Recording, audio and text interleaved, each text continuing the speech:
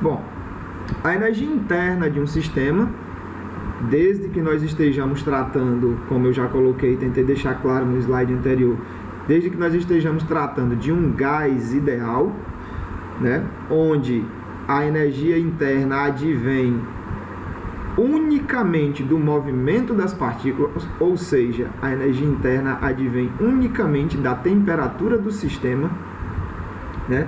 Então, existe uma equação matemática chamada de lei de Joule, que permite que você calcule a energia interna que um determinado sistema tem, bastando para isso saber quanta matéria você tem ali e qual é a temperatura daquele sistema. O N é o número de mols, é a quantidade de matéria que você tem no sistema. O R é a constante universal dos gases, que no sistema em que a pressão for medida em atm, volumes forem medidos em litro, quantidade de matéria for medida em mol e temperatura for medida em Kelvin, o valor dessa constante é 0,082. No Sistema Internacional de Unidades,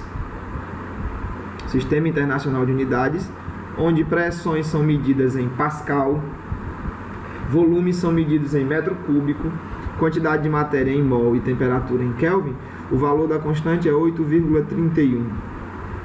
E T, óbvio, T é a temperatura do sistema, que sempre tem que ser medido em Kelvin. Não esqueçam, já falei isso para vocês. Em qualquer equação termodinâmica onde aparecer temperatura, você usa a temperatura na escala Kelvin. Se por acaso aparecer variação de temperatura, é indiferente se você usar Kelvin ou se você usar Celsius. Isso decorre do fato de que a escala Kelvin e a escala Celsius são ambas centígradas, então uma variação de 1 grau Celsius é igual a uma variação de 1 Kelvin. Prosseguindo, como a gente já falou, é possível que o gás contido em um determinado recipiente, é possível que esse gás realize trabalho. O que nós vamos ver aqui é que também é possível que seja feito um trabalho sobre o gás. Para isso, observe aqui a figura. Nessa figura aqui, na situação inicial, você tem um determinado gás que está confinado aqui dentro de um cilindro. Esse cilindro tem um pistão e esse pistão é móvel. Se esse gás estiver aqui sob forte pressão, esse gás vai então pressionar o pistão. Essa pressão vai gerar uma força e essa força vai tender a deslocar o pistão. Essa força vai deslocar o pistão, ou seja, essa força vai atuar nesse pistão durante um determinado deslocamento. Ao fazer isso, o gás está empurrando a vizinhança. E ao empurrar a vizinhança, o gás está realizando um trabalho. Então, aqui a gente tem um trabalho feito pelo gás. Como o gás está empurrando a vizinhança, a gente convenciona, essa convenção ela é arbitrária mesmo, pode ser o contrário, mas de agora em diante a gente vai considerar que trabalho feito pelo gás,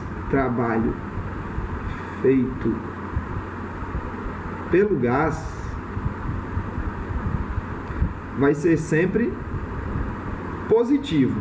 Então, sempre que o seu sistema se expandir contra uma vizinhança, o seu sistema vai estar realizando um trabalho positivo. Por outro lado, se a vizinhança comprime o seu sistema, observe a situação anterior, o gás ocupava um volume grande, na situação final o gás ocupa um volume pequeno, houve um deslocamento do pistão no sentido de comprimir o gás. Então aqui nesse caso, o gás não realizou um trabalho sobre a vizinhança, pelo contrário, a vizinhança realizou um trabalho sobre o gás. Nessa situação nós vamos convencionar que o trabalho feito sobre o gás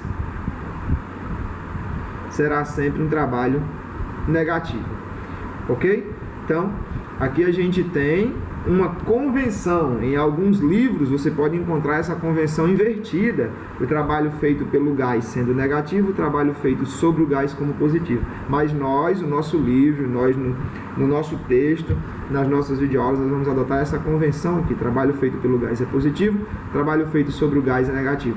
Se por um acaso o gás não expandir e nem for comprimido, é óbvio que o gás não está realizando e nem está sofrendo um trabalho feito pela vizinhança, ok?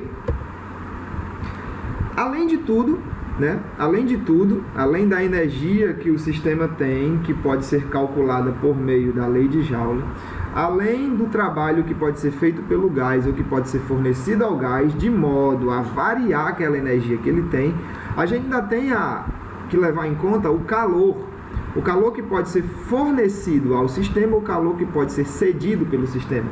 Observa aqui que eu tenho um recipiente, nesse recipiente tem um gás aqui que nós não estamos vendo, porque o gás é invisível, e esse recipiente está em contato com uma fonte que é mais quente que o gás que está aqui dentro. Consequentemente, vai haver um fluxo de energia térmica, vai ter calor sendo transferido da fonte térmica para o sistema. Tem um fluxo de calor nesta direção.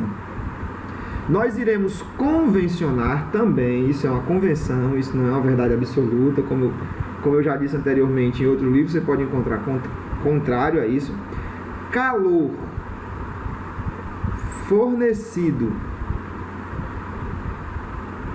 ao sistema, nós vamos convencionar que é positivo. Então, quando o sistema ganha calor, esse calor vai entrar na nossa conta como uma quantia de calor positiva. Por outro lado, se você colocar o seu sistema em contato com uma fonte térmica que tem uma temperatura menor do que o gás, o que vai acontecer é que o sistema vai ceder calor para a fonte térmica. Então você tem aqui calor cedido pelo sistema. E nós vamos convencionar que calor cedido pelo sistema é negativo. Ok? Novamente, como eu já havia dito antes, isso é uma convenção. Isso pode ser diferente em outros livros.